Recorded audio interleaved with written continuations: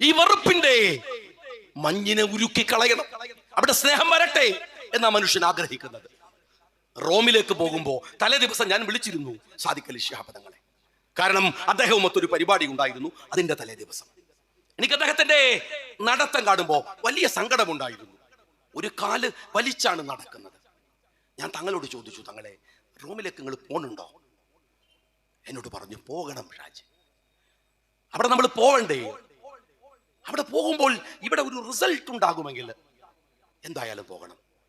ഞാൻ പറഞ്ഞു, നിങ്ങളുടെ കാല് അത് സാരമില്ല, നിങ്ങൾ എത്ര ദിവസം അവിടെ ഉണ്ടാവും? എന്നോട് പറഞ്ഞു, ഒരൊറ്റ ദിവസം. തൊട്ടു പിറ്റേ ദിവസം യു എ ഡേ നടക്കുകയാണ്. എനിക്ക് അവിടേക്ക് തിരിച്ചു വരണം. അവർ വല്ലാതെ നിർബന്ധിക്കുന്നു. ഞാൻ പറഞ്ഞു, എന്ത് യാത്രയാണ് തങ്ങളെ ഇത്? എന്ത് യാത്രയാണ്? അങ്ങയുടെ കാലിന് വയ്യ. ഒരു 9 മണിക്കൂർ 10 മണിക്കൂർ അങ്ങോട്ട് ഇരിക്കുക, അവിടെ ചെന്ന് ആ തിരക്കുകളും ബഹളം കഴിഞ്ഞ് അങ്ങനെ തന്നെ മടങ്ങുക. ആരോഗ്യം നോക്കണ്ടേ തങ്ങളെ? തങ്ങൾ വളരെ സ്നേഹത്തോടെ പുറത്തു തട്ടിയിട്ട് എന്നോട് പറയുന്നുണ്ട്. ഞാൻ അദ്ദേഹത്തിന് അടുത്ത് പോയിട്ട് ഇങ്ങനെ അന്ന് ചോദിക്കുമ്പോൾ പറയുന്നുണ്ട്, എന്നോട് പറയുന്നുണ്ട്, ആ വേദനയൊന്നുമല്ല വിഷയം, എന്റെ വേദന ഞാൻ വന്ന് റെസ്റ്റ് എടുക്കാൻ പറ്റുമോ നോക്കാം. എവിടുന്ന് റെസ്റ്റ് എടുക്കാൻ? ഞാൻ ഇന്ന് കണ്ടപ്പോ ആക്സിഡന്റ് ഉള്ള സ്ഥലത്തേക്ക് തങ്ങൾ പോയിരിക്കാൻ. ഒന്നുമില്ല, എന്നോട് പറഞ്ഞു റെസ്റ്റ് എടുക്കുന്നു. പക്ഷേ വേറെ പല വേദനകൾക്കും പരിഹാരം ഉണ്ടാക്കാൻ സാധിച്ചാലോ? എന്നോട് പറഞ്ഞു, ഷാജിക്കറിയുമോ, എന്റെ വാക്ക് സ്നേഹത്തെയോ അഭിമന്യനായ തങ്ങൾ എടുക്കുന്ന ഒരു എഫർട്ടിനെയോ ബാധിക്കുമോ എന്ന് തോന്നിയിട്ട് തങ്ങൾ എന്നോട് പറഞ്ഞു, ഷാജിക്കറിയും എത്ര മനുഷ്യരാണ് അവിടെ നിരാലംബരായി ആ മുനമ്പത്ത് കഴിയുന്നത് എന്നറിയുമോ? അതിലൊരാൾ എങ്ങാനും ഭവനരഹിതനായാൽ, അവിടെ നിന്ന് പുറന്തള്ളപ്പെട്ടാൽ, അവൻ മരിക്കുന്നത് വരെ നമുക്ക് സ്വസ്ഥമായി ഉറങ്ങാൻ കഴിയുമോ? മിസ്റ്റർ പിണറായി വിജയ, വെറുപ്പ് മാത്രം ഹൃദയത്തിനകത്ത് സൂക്ഷിക്കുന്ന നിങ്ങളോട് ഞാൻ എത്ര പറഞ്ഞാലും നിങ്ങൾക്കത് മനസ്സിലാവില്ല. നിങ്ങൾ തങ്ങളെ വിമർശിക്കുമ്പോ എന്തിനെന്ന് പറയേ, ഒരു വാക്കുകൊണ്ട് മറ്റൊരു തരം ഉപദ്രവിക്കാതെ അവരാരെയും. നിങ്ങൾ പറഞ്ഞുകൊണ്ടിരിക്കുന്ന രാഷ്ട്രീയം എന്താണ്? അവരാലോചിക്കുന്നത് മനുഷ്യർ വേദനിക്കരുതെന്നാണ്, സങ്കടപ്പെടരുതെന്നാണ്. അത് സാദിഖ് അലി തങ്ങളുടെ മാത്രം പ്രശ്നമല്ല, ഒരു പാരമ്പര്യത്തിന്റെ പ്രശ്നമാണ്.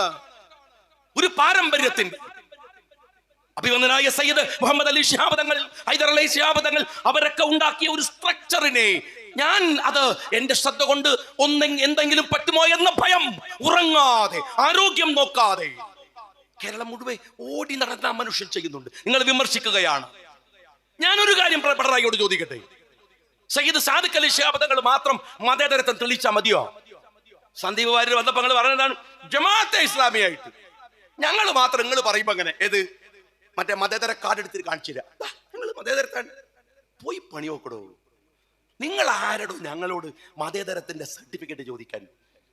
ഈ രാജ്യത്തെ ഒറ്റുകൊടുത്ത RSSനോടും കള്ള കമ്മ്യൂണിസ്റ്റുകളോടും എന്താണ് ഈ രാജ്യത്തിലെ ജനങ്ങൾക്കുള്ള താല്പര്യമെന്ന് ഞങ്ങൾക്ക് നന്നായിട്ട് അറിയാം. മനസ്സിലായോ? ഒറ്റുകൊടുത്തരാണ്. 1990-കൾ വരെ 80-കൾ വരെ CPM-ന്റെ വെള്ളമുണ്ടയിലെ പാർട്ടി ഓഫീസില് ആഗസ്റ്റ് 15-ന് ത്രിവർണ്ണ പതാക നിങ്ങൾ കണ്ടിട്ടുണ്ടാവില്ല. ഈ രാജ്യം സ്വതന്ത്രമായി എന്ന് ഈ കള്ള കമ്മ്യൂണിസ്റ്റുകൾ വിശ്വസിക്കാൻ തുടങ്ങിയിട്ട് തന്നെ 10-20 കൊല്ലായിട്ടുള്ളൂ. എന്നിട്ട് നിങ്ങൾ ഞങ്ങളോട് എടോ ചോദ്യം ചോദിക്കുന്നവനെ പിടിച്ച് മണ്ണ് കടത്തിയാൽ മതി. ആ മണ്ണിൽ ഞങ്ങളുടെ പിതാമഹന്മാരുടെ ചോരയുടെ മണം അവിടെ ഉണ്ടാകും. ഈ രാജ്യത്തിന് വേണ്ടി പടവെട്ടി മരിച്ചവരുടെ നിങ്ങൾ മതേതരത്തെ തെളിയിക്കേണ്ട ഞങ്ങളുടെ ഒരു പ്രത്യേക ബാധ്യത. ആരുടെ? സാദിഖ് അലി തങ്ങളുടെ, മുസ്ലിം ലീഗിന്റെ, മുസ്ലിങ്ങളുടെ, വേറെ ആർക്കും ഇല്ലല്ല. വേറെ ആരും ഈ ഉത്തരവാദിത്തം നിർവഹിക്കേണ്ട കാര്യമല്ല. കാസ ഞാൻ പറഞ്ഞല്ലോ, എന്താണ് NDF, എന്താണ് ജമാഅത്തെ ഇസ്ലാമി, എന്താണ് PDP? ഞാൻ ചോദിക്കട്ടെ, ഈ വാക്കൊക്കെ തിരിച്ച് ചോദിക്കട്ടെ. കേരളത്തിലെ എത്ര പഞ്ചായത്തുകളില്, എത്ര മണ്ഡലങ്ങളില്, എത്ര സ്ഥലങ്ങളില് നിങ്ങൾ ഇവരുമായി സഖ്യമുണ്ടാക്കിയിട്ടുണ്ട്? അബ്ദുൽ നാസർ മദനിയെ കൊണ്ടുവന്ന് ഇരുത്തിയിട്ട് VS അച്യുതാനന്ദനെ പുറംതള്ളിയിട്ട് എന്താണ് നിങ്ങള് കൊണ്ടു നടന്ന് സ്വീകരിച്ചത്? ഈ മലപ്പുറത്തല്ലേ? നിങ്ങൾ മനസ്സിലാക്കണം. ഞങ്ങള് പോരാട്ടം നടത്തുമ്പോ ഇവിടെ ഇപ്പോ പ്രസംഗിച്ച, എന്റെ തൊട്ടു മുമ്പ് പ്രസംഗിച്ച എന്റെ സഹോദരൻ നാസർ എമ്മാതിരി ചീത്തയായിരുന്നു എന്നെ പറഞ്ഞിരുന്നത് അറിയോ? എമ്മാതിരി ചീത്ത. ഞാൻ യൂത്ത് ലീഗിന്റെ പ്രസിഡന്റാണ്. ചീത്ത. ഞാൻ നാസറിന് ഒരു ദിവസം നാസർ വന്നിട്ട് എന്നോട് പറയാണ്, എനിക്ക് പൊരുത്തപ്പെട്ട് തരണം. ഞാൻ പറഞ്ഞു, നാസറെ പൊരുത്തപ്പെടാ, പക്ഷെ എന്തായാലും എന്ത് തെറിയാണോ നീ പറഞ്ഞത്?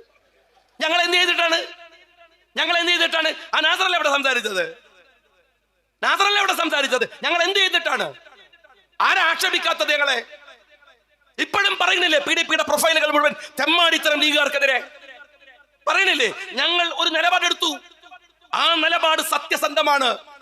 പിന്നെ നിങ്ങൾക്ക് തോന്നുമ്പോഴൊക്കെ മൈക്ക് കെട്ടി ജമാഅത്തിനെ ചീത്ത പറയാൻ നിങ്ങൾ പോയി പണി നോക്ക്.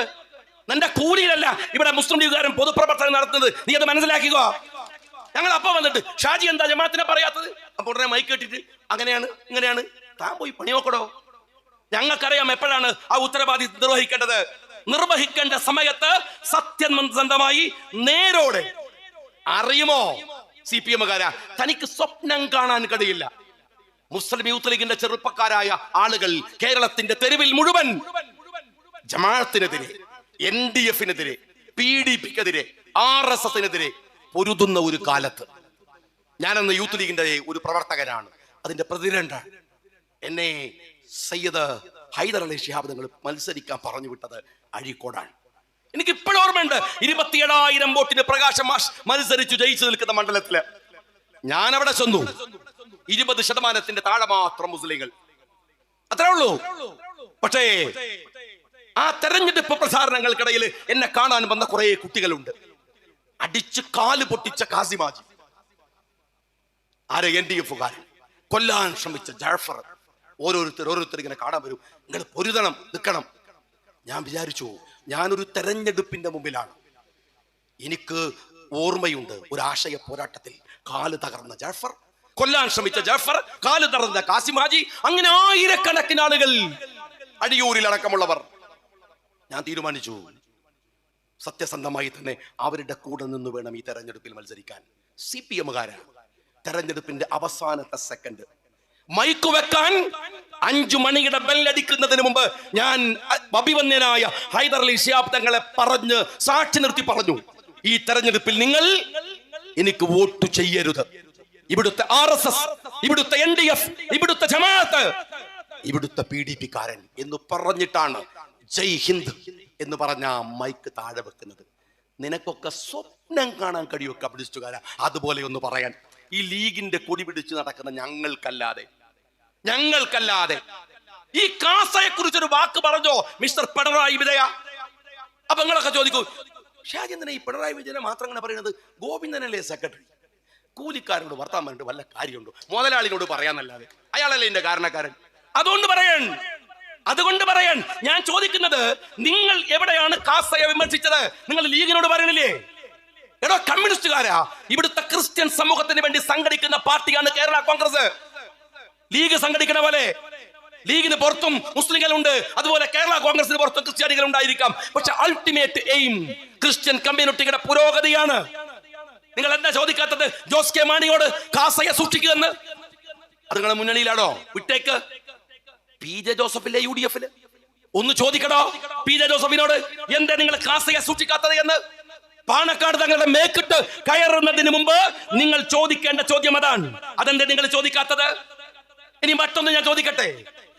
ഈ പറയുന്ന NDF-കാരൻ, ഈ ജമാഅത്തെ ഇസ്ലാമിക്കാരൻ ലീഗിലേക്ക് നുഴഞ്ഞു കയറണോത്രേ. ലീഗിലേക്ക്, മുസ്ലിം ലീഗിനകത്ത് ഒരുത്തന്റെ നുഴഞ്ഞു കയറ്റം നടക്കില്ല. പക്ഷെ ഞാൻ ചോദിക്കട്ടെ സഖാവ് പിണറായി വിജയ, RSS CPM-നകത്ത് നുഴഞ്ഞു കയറുന്നത് നിങ്ങളെ എന്താ ആവലാതിപ്പെടുത്താത്തത്? നിങ്ങൾ കണ്ടോ, കഴിഞ്ഞ ഒരു 4 ദിവസം മുമ്പ് തിരുവനന്തപുരം CPM-ന്റെ ജില്ലാ സെക്രട്ടറി സഖാവ് ജോയ്, തൊട്ടടുത്ത് വലതുഭാഗത്ത് മലപ്പുറത്തിന്റെ ഉള്ളടക്കം വർഗീയമാണ് എന്ന് പറഞ്ഞ കടകംപള്ളി സുരേന്ദ്രനെ സാക്ഷിയാക്കിയിട്ട് ജോയ് പറയാ, ഏരിയ സെക്രട്ടറി അവൻ പതുക്കെ RSS ആവുന്നത് ഞങ്ങൾ കാണുന്നുണ്ടായിരുന്നു. എന്ത്? ഏരിയ സെക്രട്ടറി പതുക്കെ RSS ആവുന്നത് ഞങ്ങൾ കാണുന്നുണ്ടായിരുന്നു. ബഹുമാന്യനായ കേരളത്തിന്റെ മുഖ്യമന്ത്രി, നിങ്ങൾക്കിതിൽ ആശങ്കയില്ല? ഒട്ടും ആശങ്കയില്ല? എന്ന ഒന്നും കൂടി ഞാൻ ആശങ്ക ചോദിക്കട്ടെ. ഞങ്ങൾക്ക് പ്രിയങ്ക ഗാന്ധി രാഹുലിനേക്കാൾ വലിയ ഭൂരിപക്ഷത്തിൽ ജയിച്ചു. പക്ഷെ ഈ വയനാട്ടിലെ 175-ലധികം ബൂത്തുകളിൽ UDF-ന്റെ വോട്ടിന്റെ തൊട്ടു താഴെ RSS ആണ്, BJP ആണ്. ഞാനൊരു വയനാട്ടുകാരൻ എന്ന നിലയ്ക്ക് എനിക്ക് ആശങ്കയുണ്ട്. എന്തെന്നാൽ വയനാട്ടിനൊരു സൗഹൃദമുണ്ട്. രാഷ്ട്രീയത്തിന്റെ, മതത്തിന്റെ, പാരസ്പര്യത്തിന്റെ, കൽപ്പറ്റങ്ങാടിയില് ഒരിക്കൽ ലീഗിന്റെ പൊതുയോഗം നടക്കുമ്പോ, ഒരു സ്റ്റേറ്റ് ജാഥ നടക്കുമ്പോ താഴെ VS അച്യുതാനന്ദൻ വരുന്നുണ്ട്. റെഡ് വോളണ്ടിയർമാർ കൽപ്പറ്റയെ മുകളിൽ നടക്കുന്ന ലീഗ് പൊതുയോഗത്തിനിടയിലൂടെ ഒരു വണ്ടിയിൽ ഇങ്ങനെ പോകുമ്പോ എന്റെ അടുത്തുണ്ടായിരുന്ന കണ്ണൂരിലെ സുഹൃത്ത് പറഞ്ഞു, അത്ഭുതമാണ് കേട്ടോ ഇത്. വയനാട്ടുകാരങ്ങനെയാണ്. രാഷ്ട്രീയത്തിനകത്തും ഒരു മര്യാദയുണ്ട്, മതസമൂഹങ്ങൾക്കിടയിലും മര്യാദയുണ്ട്. ഈ കാണുന്ന പച്ച പോലെ ഒരു തണുപ്പ്, സ്നേഹത്തിന്റെ തണുപ്പ് വയനാട്ടുകാരുടെ ഹൃദയത്തിലുണ്ട്. ഇത് കേരളത്തിലെ മറ്റു ജില്ലകളിൽ ഇല്ലാത്തതാണ്.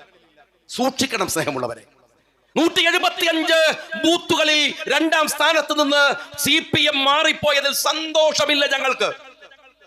പക്ഷെ ആശങ്കയുണ്ടോ പിണറായി വിജയ?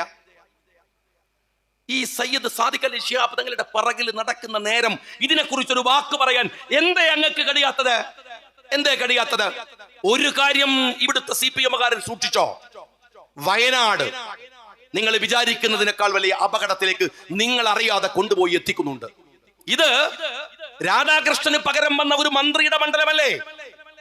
ദളിതുകളെ, ആദിവാസികളുടെ, അവരുടെ പുരോഗതിക്ക് വേണ്ടി പ്രവർത്തിക്കേണ്ട ഒരു പ്രദേശമല്ലേ? എന്നാൽ നിങ്ങൾ മനസ്സിലാക്കിക്കോ, ഈ 8 കൊല്ലക്കാലത്തിനിടക്ക് വയനാട്ടിലെ ആദിവാസി സ്കൂളുകളിലെ കുട്ടികളുടെ ഡ്രോപ്പ് ഹൗസ് 70%. കുട്ടികൾ കൊഴിഞ്ഞു പോവുകയാണ്. ആദിവാസി കുട്ടികൾ 1ഉം 10ഉം അല്ല, 70%. 5ഉം 6ഉം കുട്ടികൾ മാത്രമുള്ള ക്ലാസ് മുറികൾ, ദളിത് ക്ലാസ് മുറികൾ, ആദിവാസികൾ ക്ലാസ് മുറികളിൽ ഉണ്ട്. എങ്ങനെയാണ് ഇവർ കുടിയൊഴിഞ്ഞു പോകുന്നത്? ഇവിടെ ഒരു പ്രശ്നം കൂടെ ഞാൻ പറയട്ടെ. നിങ്ങൾ, ബഹുമാനപ്പെട്ട മന്ത്രിയോടുകൂടെ പറയട്ടെ, നിങ്ങൾ ചെയ്യുന്നത് അപകടകരമായ ഒരു പ്രവണതയാണ്. അപകടകരമായ പ്രവണത എന്താണെന്ന് അറിയുമോ? നിങ്ങൾ ഈ ദളിത് സമൂഹത്തെ അനാവശ്യമായ രാഷ്ട്രീയത്തിന് വേണ്ടി ഉപയോഗിക്കുന്ന ഒരു പണി നിങ്ങൾക്കുണ്ട്. നിങ്ങൾ ഓർത്തു നോക്കൂ, ഇവിടുത്തെ മുസ്ലിങ്ങൾ എങ്ങനെയാണ് ഈ സംഘാടന രീതിയിലേക്ക് വന്നത്? പള്ളികൾ, സ്കൂളുകൾ, മദ്രസകൾ, പുരോഗതികൾ, നാട്ടിന്റെ മുഖ്യധാരയിൽ അവരെങ്ങനെയാണ് എത്തിയത്? നവോത്ഥാന സംരംഭങ്ങൾക്ക് വേണ്ടി പ്രവർത്തിക്കാൻ ഒരു വക്കം അബ്ദുൽ ഖാദർ മൗലവി ഉണ്ടായിരുന്നു, സീതി സാഹിബ് ഉണ്ടായിരുന്നു, ബാഫക്കി തങ്ങൾ ഉണ്ടായിരുന്നു. നായർ സമൂഹം മുഖ്യധാരയിൽ എത്തിയത് മന്നത്തു പത്മനാഭന്റെ പരിശ്രമ ഫലമാണ്. ഈഴവ സമുദായം മുഖ്യധാരയിലെത്തിയത് ശ്രീനാരായണ ഗുരുദേവന്റെ ഏറ്റവും മഹോന്നതമായ പ്രവർത്തനങ്ങൾ കൊണ്ടാണ്.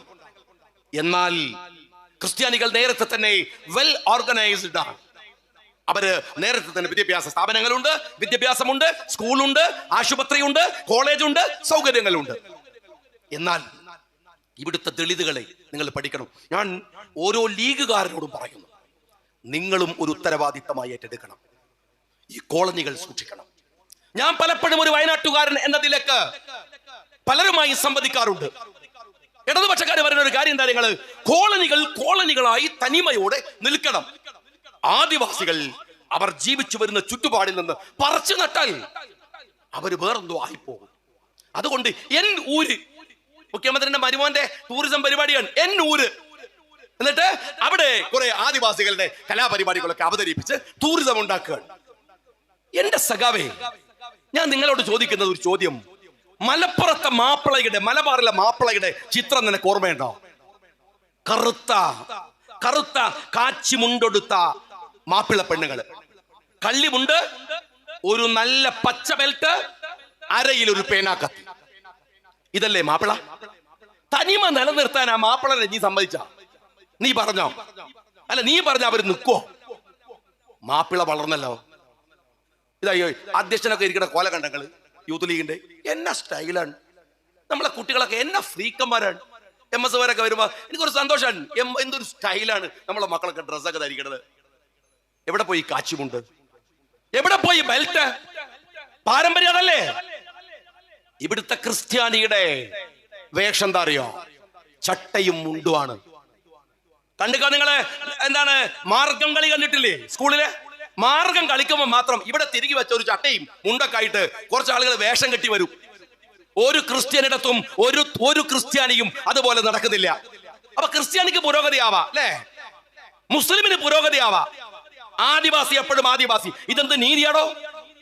ഇതെന്ത് മര്യാദയാണ്? എന്തെന്നറിയുമോ? ഇവിടുത്തെ ഞാൻ ചോദിക്കട്ടെ, ഈ വെള്ളമുണ്ട പഞ്ചായത്തിലെ ആദിവാസി കോളനികളിൽ എത്ര പേർക്ക് പ്രവാസം അറിയാം? ഈ വെള്ളമുണ്ടയുടെ പുറത്ത്, ജില്ലയുടെ പുറത്ത്, ഈ നാട്ടിൽ ഈ മുസ്ലിം കമ്മ്യൂണിറ്റി എങ്ങനെയാ പുരോഗതിയിലേക്ക് വന്നത്? ക്രിസ്ത്യാനികൾ എങ്ങനെയാ വന്നത്, ഈഴവൻ എങ്ങനെയാ വന്നത്, നായന്മാർ എങ്ങനെയാ വന്നത്? അവരൊക്കെ പ്രവാസം പോലും പരിശോധിച്ചവരാണ്, വിദേശത്ത് പോയവരാണ്. എനിക്ക് പലപ്പോഴും സങ്കടമുണ്ടാക്കുന്ന ഒരു കാര്യമുണ്ട്. ഒരു അങ്ങാടിയിലേക്ക് ഒരു ദളിത് പെണ്ണ്, ഒരു പണിയറ വിഭാഗത്തിൽപ്പെട്ട ഒരു സ്ത്രീയാണ് എന്ന് നിങ്ങൾ വിചാരിക്കുക. അവർ നല്ല ഒരു സാരി എടുത്തു വന്നാൽ അവിടുത്തെ മേൽജാതിക്കാര് മാത്രല്ല, എല്ലാവരും, മുസ്ലിം ആയാലും ക്രിസ്ത്യാനി ആയാലും ഒരു പൊതുസമൂഹം അവരെ ഒരു അതിശയത്തിൽ നോക്കുക. ഞാൻ ഓരോ ലീഗുകാരനോടും പറയുന്നു, അപകടമാണ്, ചെയ്യരുത്. ഇവിടുത്തെ സവർണ ബോധമുണ്ടല്ലോ, ദളിതുകളെ ദളിതുകളാക്കി നിർത്താൻ, അവരെ കീഴാളരാക്കി നിർത്താൻ, അവരെ പണിക്കാരായി നിർത്താൻ, അവരെ വോട്ട് യന്ത്രമാക്കി നിർത്താൻ EMS മുതൽ തുടങ്ങിയിട്ടുള്ള കമ്മ്യൂണിസ്റ്റ് പ്രത്യയശാസ്ത്രത്തിന്റെ ഒരു സവർണ മേധാവിത്വമുണ്ട്, ആ വികാരമുണ്ട്. ആ വികാരം ഇവിടുത്തെ ഹിന്ദു സമൂഹത്തിൽ മാത്രമെന്ന് ഞാൻ വിചാരിക്കുന്നില്ല, ഇവിടുത്തെ എല്ലാ ജാതിമത സമൂഹങ്ങളിലുമുണ്ട്. ഒരിക്കലും മനസ്സിൽ പോലും അങ്ങനെ ഒരു ചിന്ത ഉണ്ടാവരുത്. യാ അയ്യുഹന്നാസ് ഇന്നാ ഖലഖനാകും മിൻ സകരിൻ വഉൻസാ വജഅൽനാകും ശുഊബൻ വഖബാഇല ലിതഅറഫു ഇന്ന അക്രമക്കും ഇൻദല്ലാഹി അത്ഖാകും. നിങ്ങളെ വേർതിരിച്ചിട്ടില്ല, കോളനിയായി, വേറെയായി, ജാതിയായി, മതമായി, ഹൃദയത്തിന്റെ നേരും വിശുദ്ധിയിലും അല്ലാതെ. പക്ഷെ പലർക്കും ആ ധാരണയുണ്ട്. എപ്പോഴെങ്കിലും എന്റെ മനസ്സിൽ തോന്നുമ്പോൾ ഞാൻ അത് പറിച്ചെറിയാറുണ്ട്. എന്തിനാണ് നിങ്ങൾ ഈ ആദിവാസി സമൂഹത്തെ, എടോ കമ്മ്യൂണിസ്റ്റുകാരാ, ഒരു വെറും വോട്ട് യന്ത്രമാക്കി മാറ്റി നിർത്തുന്നത് ഈ വയനാട്ടിൽ?